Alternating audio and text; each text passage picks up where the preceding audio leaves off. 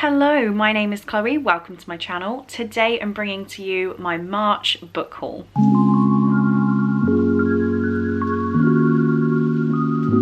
So obviously the book buying did not decrease for March. I don't know why I thought it would. Will it in April? Maybe, but then I have plans to go book shopping today, so maybe not. In this book haul, I have to show you the books I got at 66 Books, which I will link the dedicated vlog down in the description for you. I also have some books I bought the next day when I was still hanging out with Emily down in Watford. I then have some lovely gifts sent to me by you lovely guys, because you're the sweetest. And then I have some books from the publisher as well. So let's get stuck in and start with the books that I got from 66 Books. The first one here is the only one that doesn't actually add to my physical TBR, and that is The Woman in Black by Susan Hill. I had a very beat up old movie cover, and it was beat up when I got it. I didn't look after it, so I wanted to get myself a fresh copy. Since getting this, I have been through and transferred over any annotations I have into my new copy, and even though it's that slippy slidey material that I really don't like, it's just nice to have a fresh copy on my shelves, and I'm really happy that I picked this one up.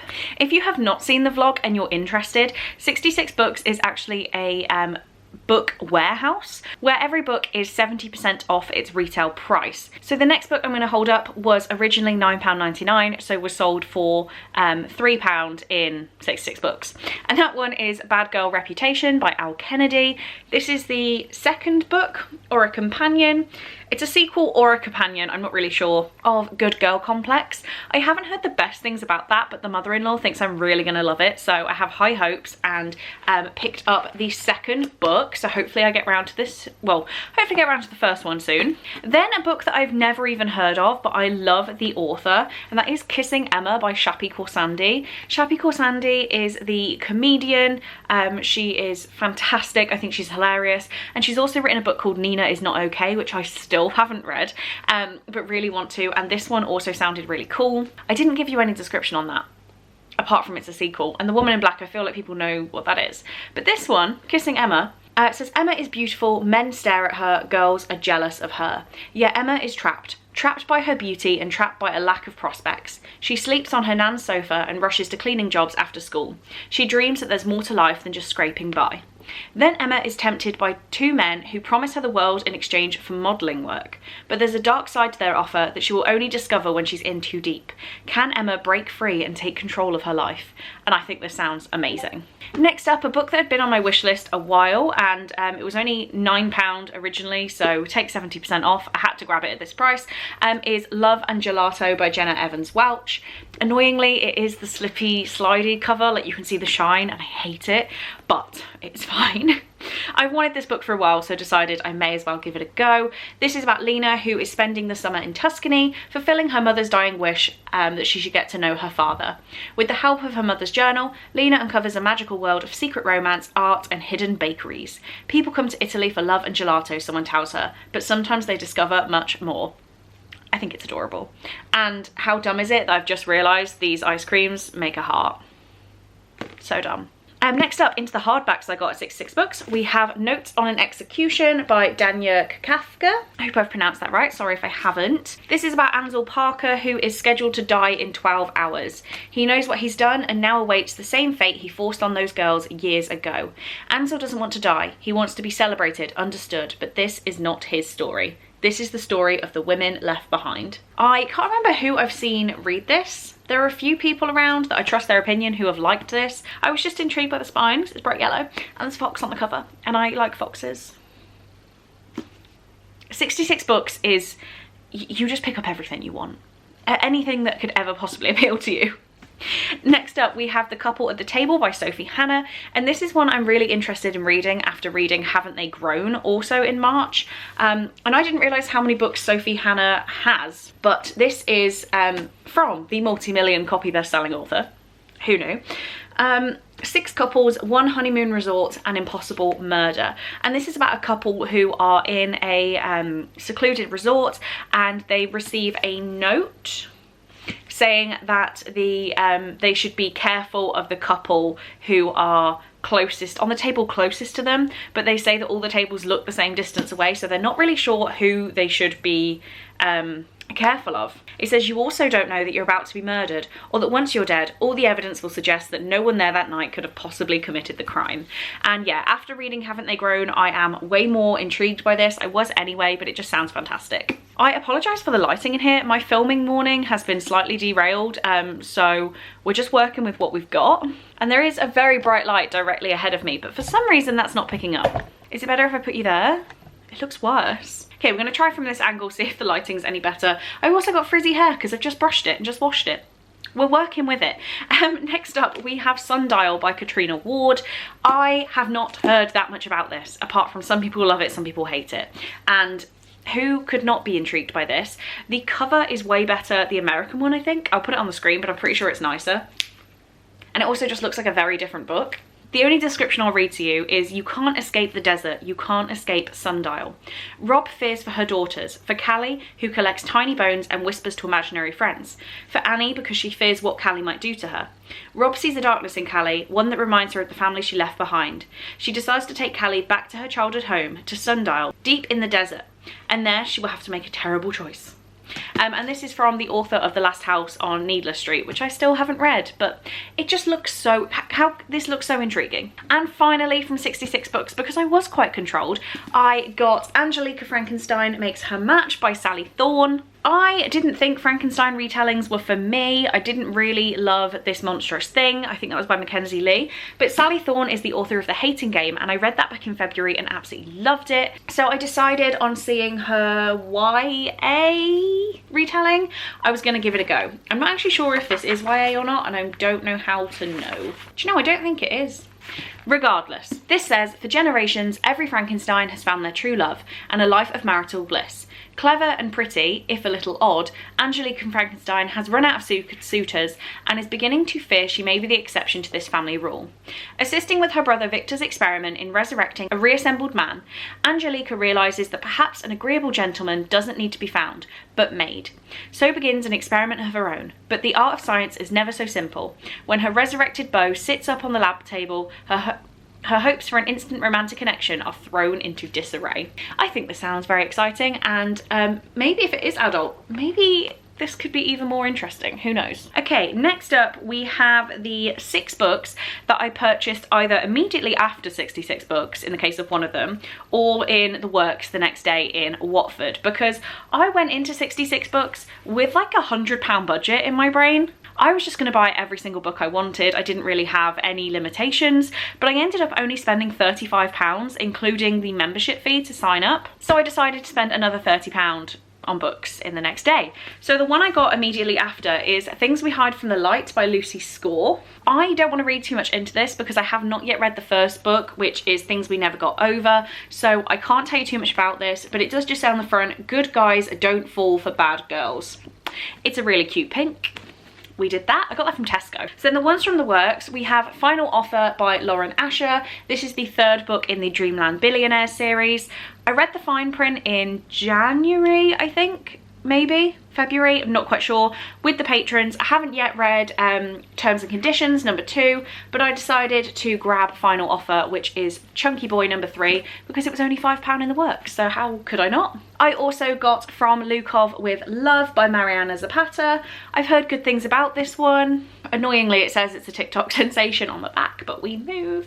It's enemies to lovers from the queen of the slow burn romance. They're the coldest of enemies off the ice, but could their shared passion on the ice turn to unexpected heat?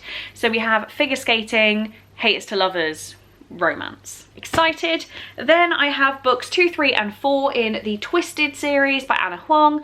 I have literally just read Twisted Love and have very mixed opinions on it, so I'm glad that I have the rest of these. And just from looking at the back of this one, I can see that it is a spin-off, like spin-off characters from book 1. Yes, okay, that is what I believe happens in each of these books. They are different characters from the series, which makes me very happy because I didn't really like our female character in book 1. So I got all of these, because who could stop me continuing on with the series before I'd even read book 1? Now I've read book 1, this feels justified. Okay, let's move on to the books I got from publishers. There are 3 this month, 2 of which I've already read. The first one is What the World Doesn't See by Mal Darbin, which is being published by Usborne. in May. I want to say the 9th of May. This is about Maudie and Jake, who are struggling in the aftermath of their dad's death, and their mom is struggling particularly hard. Jake has got unnamed learning difficulties and he really struggles with communication and his behaviour. So one day the mom goes missing, and she has left Jake and Maudie's aunt to look after them. Why do I say aunt in videos? It's an aunt, auntie. She leaves the auntie to look after the kids, and the auntie checks Jake into a foster home because she cannot deal with taking on this new responsibility of having 2 kids, particularly when one of them is slightly more difficult to look after. So Maudie takes matters into her own hands and kidnaps Jake from his foster home and goes in a search for their mother. I don't want to say too much about my thoughts on this because it will obviously be coming in a wrap up at the end of this month, but it says on the back, an insightful novel about grief, disability and first love, a story about getting lost and finding yourself, and I really agree. Next up we have Never Never by Colleen Hoover and Taryn Fisher, which has been published by HarperCollins this month, and sadly I didn't love this, but that's for my wrap up, which will actually be up before this video, so go check out my wrap up for March if you want to hear my thoughts. But this is about Charlie and Silas, who in the middle of a day just don't know what's happening to them. They don't know who they are, they don't know who anyone else is, and they don't know why they don't know anything. So through the book they have to figure out why they've lost their memories and how they can keep them moving forward. It's like a YA romance with magical realism thrown in. Go check out my wrap up if you haven't heard my thoughts yet. And the final book I have here is Masters of Death by Every time I'm going with Olivia Blake, and this is being published by Tor in August. This is such a pretty cover. I'm so happy to own this, and I really hope I love it so I can keep it forever. This says, when Viola Merrick, real estate agent and vampire, discovers the house she's trying to sell is haunted, she enlists the help of a medium to exorcise the ghost. But unbeknownst to Viola, Fox Demora is a fraud, despite being the godson of death. I am very excited to read this one. I have not read anything by this author before, so I'm going in with kind of low expectations, but yes, thank you to Black Crow PR for enabling me to have a copy of this book because I'm very happy to own it. And now we have some gifts. I'm sure you can guess who these are from. We have 6 books here from Amy, Victoria and Crazy Mal, of course. So I'm just going to run you through these. I'm so grateful to all of these guys, like they mean so much to me. The book I got from Amy was The Overnight Guest by Heather Gudenkorf, which was incredibly sweet. This was a gift after hosting the Patreon meetup, and just like a little thank you, and it's just so cute. I won't read too much, so I don't want to just read the descriptions of all these books, but it says, a woman receives an unexpected visitor during a deadly snowstorm. She thought she was alone. True crime writer Wiley Lark doesn't mind being snowed in at the isolated farmhouse where she re-entered to write her new book.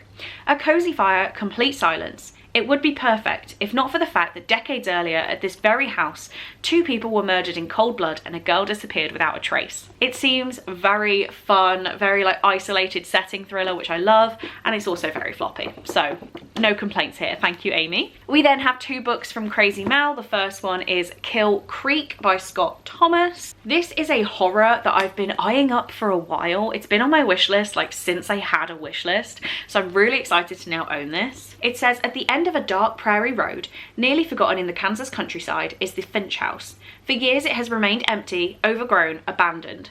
Soon the door will be opened for the first time in decades, but something is waiting, lurking in the shadows, anxious to meet its new guests. When best-selling horror author Sam McGarver is invited to spend Halloween night in one of the world's most infamous haunted houses, he reluctantly agrees. At least he won't be alone. Joining him are 3 other masters of the macabre, writers who have helped shape modern horror. But what begins as a simple publicity stunt will become a fight for survival. The entity they have awakened will follow them, torment them, threatening to make them a part of the bloody legacy of Kill Creek. And this is very intriguing to me because I have got into watching a lot of like ghost hunting shows with Cole. It's just something that we're now really into. So reading a book kind of like, oh, spend a scary night in a scary house really appeals to me right now. The other book, very different tone, that I got from Mal is Priest by Sierra Simone. It says, forgive us our sins. He is a priest and here is his confession.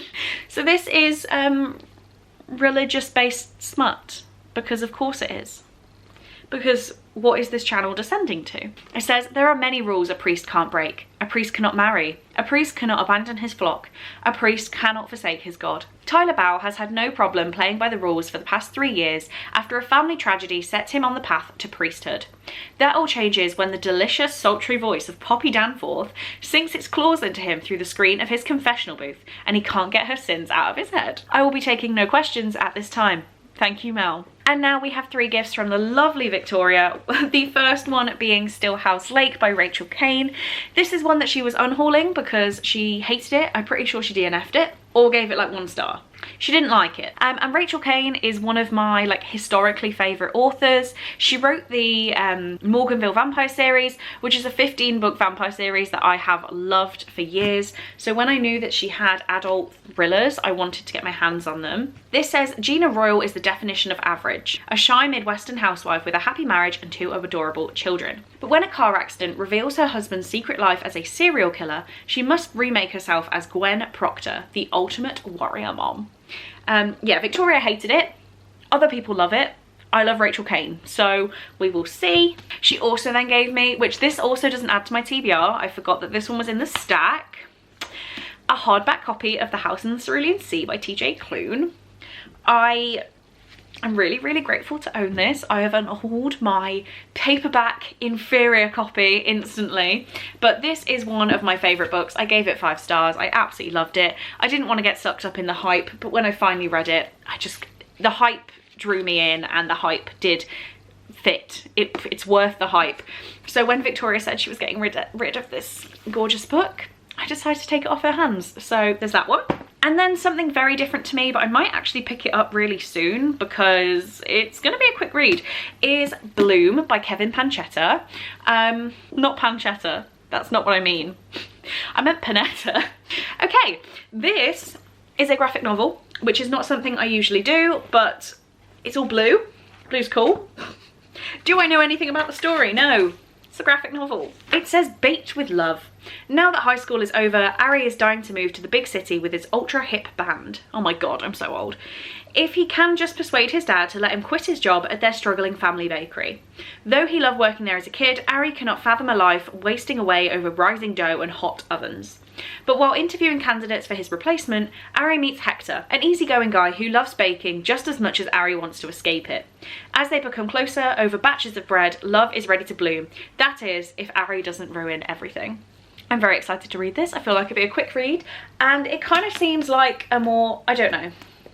I don't want to judge this going in, but I'm drawing comparisons with other graphic novels because I'm not really a graphic novel reader, so I'm hoping it gives me the same vibes as something unconfirmed. And there we go, that is my entire book haul for the month.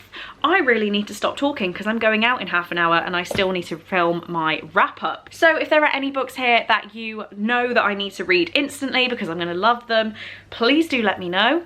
If you have any opinions on any of these books, please do chat to me about them down in the comments. I love discussing your book opinions with you. But on that note, that's all I have time for today. So thank you very, very much for watching this video. I really hope you enjoyed, and I will see you in my next one. Bye.